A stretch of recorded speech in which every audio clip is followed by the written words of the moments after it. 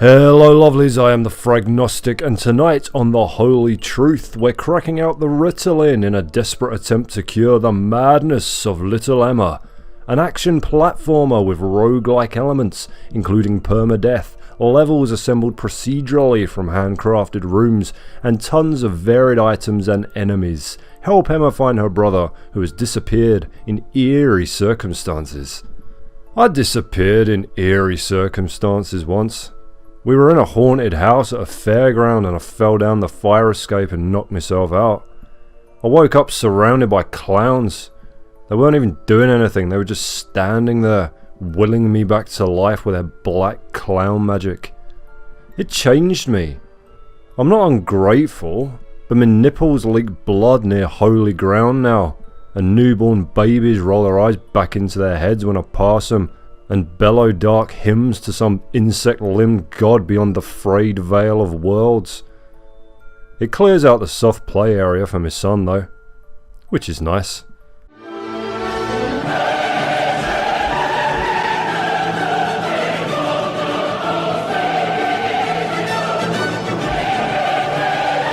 Our tale begins with title girl spawn Emma living out in the middle of nowhere with her little brother, because who needs parents that were probably ritualistically sacrificed to tree demons?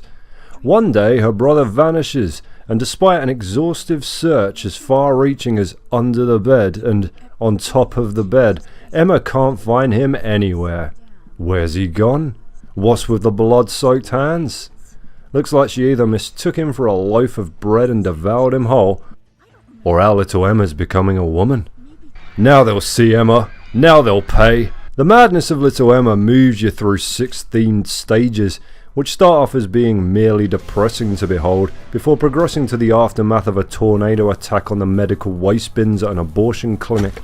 The areas within these stages are randomly generated as you go, meaning that you will never suffer the same game twice. A relief considering how uncompromisingly vicious this roguelike can be, especially in its later stages.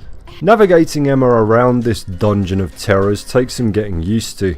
She attacks by spitting at the various enemy types, wearing them down with what I'd presume to be potent doses of viral hepatitis before their immune systems cave in and they catch a fatal cold from their inhospitable environment. Although the spitting feels clumsy and slow at the beginning, the speed and damage of your attack can be upgraded as you go, sometimes by defeating bosses, but usually by discovering items lying around in the game.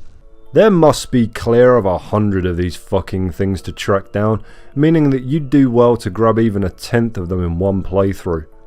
They're all just as randomly generated as your environment, and their effects stack as you pick them up, making some runs of the game a hell of a lot easier than others. I only wound up beating this ball breaker because I lucked out and picked up a massive damage modifier and the ability to shoot through walls early on. The times before that I was gifted such terrifying enhancements as rainbow coloured loogies and this appalling bullshit that cripples your spit so that it arcs towards the floor. Look at this crap, no technique. You gotta get a good weighty bit of phlegm in there, otherwise you're just dribbling down your top like a crackhead in a pub toilet. Moving your slobbery-mouthed little princess is a ridiculously precise effort that handles a lot like the lightning-fast Super Meat Boy, which works well for avoiding the barrage of fireballs, knives, slime and giant butterflies that your opposition hurl at you, but becomes frustratingly fiddly at any point that you have to perform any serious platforming. And these spikes, mother of Jesus, I can't figure these fucking things out for the life of me. Sometimes they look like they're supposed to protrude and retract in some sort of pattern, which would make sense seeing as 3/4 of the game's chests seem to be stuck in corridors of them, but no, sometimes they fuck you and sometimes they don't.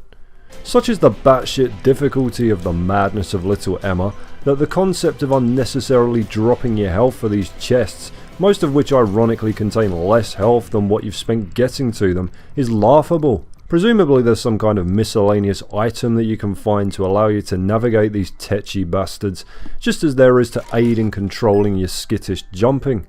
It's a real live by the sword, die by the sword approach to the game.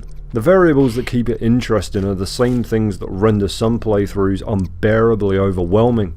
Each screen you enter will seal itself until you've disposed of all the enemies. You don't have to kill the butterflies, but I was usually quite taken by the idea of butchering something that I didn't have to chase all over the fucking screen to murder, so they usually died anyway. Upon unlocking the exits, of which many exist as multiple path choices, you're occasionally rewarded with coins which you can spend in the shop, assuming you can track it down on the map. The first time I went in here I lost my shit. Whoa, get the fuck away, you creepy dead bitch! But no, she's harmless, and she can sell you randomized items or extensions for your health bar. Each themed area ends with a boss battle, which is again randomized, and some of these fuckers really are harder than the others. The Liquid Sisters, Christ on the fucking cross. You better hope you've upgraded to a longer spitting range by the time you fight these cunts, or they'll shit on you from so far up that it'll come with a free piece of the moon. By and large though, most of them aren't so bad.